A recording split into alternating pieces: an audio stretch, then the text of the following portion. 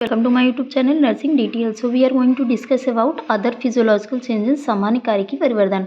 ये जो हमने देखा था नॉर्मल प्यूपेरियम में अदर फिजियोलॉजिकल चेंजेस सामान्य कार्य की परिवर्तन। पहले हम इसमें देख लेते हैं पल्स क्या होता है।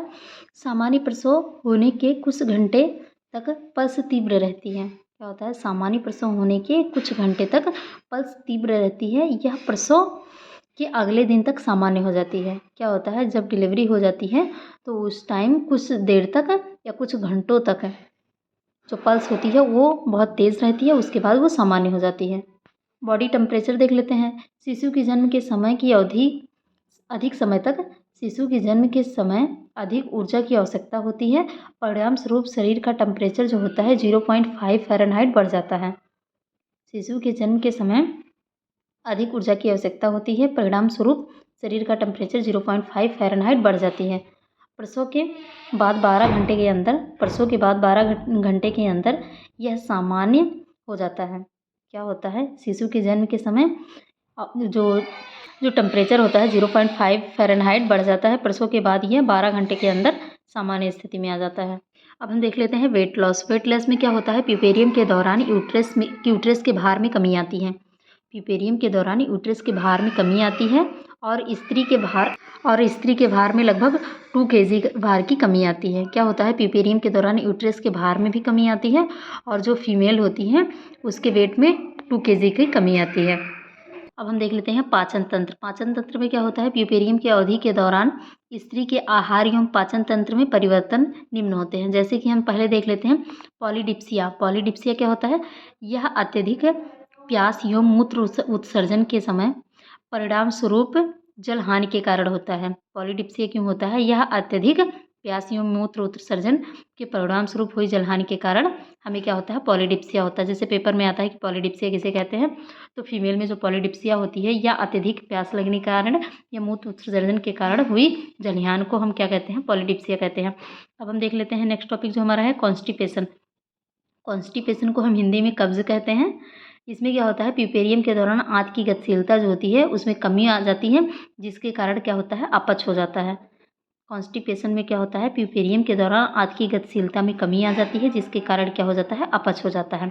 अब हम देख लेते हैं उत्सर्जन तंत्र क्या होता है। उत्सर्जन तंत्र जो होता है प्यूपेरियम के दौरान स्त्री के ओवरी ट्रैक या यूरिनरी ट्रैक मूत्र मार्ग में निम्न परिवर्तन आते हैं। जैसे क्या होता है, मूत्राशय की भित्ति मोटी हो जाती है। मूत्राशय ओवर डिस्टेंडेड होने के कारण इसमें क्या होता है, यूरिनेशन की इच्छा नहीं होती है। क्या होता है कि जब उत्सर्जन तंत्र में क्या होता है, पूरा ब्लैडर भरा होता है, उसके बाद भी क्या होता है, यूरिनेशन की इच्छा नहीं होती है। ये उत्सर्जन तंत्र में आता है। मूत्राशय होने वाली तंत्रिकीय कार्य आपूर्ति सुचारू रूप से कार्य नहीं कर पाती है।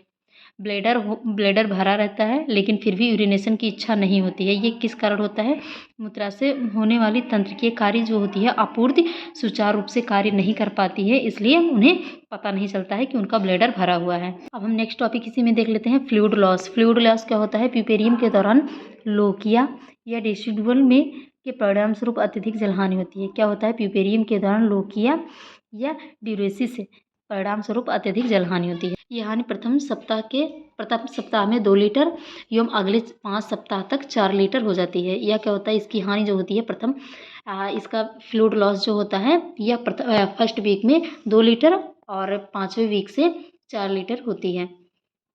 अब हम इसमें देख लेते हैं ब्लड। प्यूपेरियम के दौरान ब्लड में निम्न परिवर्तन होते हैं। जैसे क्या होता है, शिशु के जन्म के तुरंत बाद होने वाले ब्लड लॉस को हम ब्लड ब्लूम इसमें घट जाता है।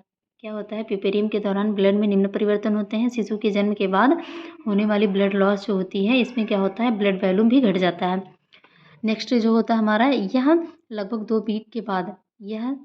वीक के बाद पूर्व गर्भावस्था होने वाली जो ब्लड होती है उसका आयतन समान हो जाता है।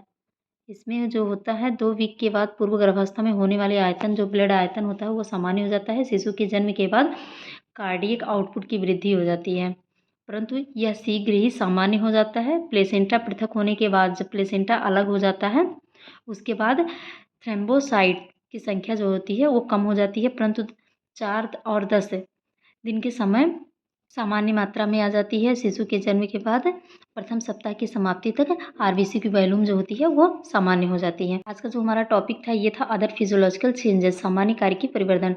ऐसे इंटरेस्टिंग वीडियो पाने के लिए अगर आपने हमारे चैनल को सब्सक्राइब नहीं किया तो सब्सक्राइब कर दीजिए और बेल आइकन प्रेस कर दीजिए। Thanks for watching this my videos.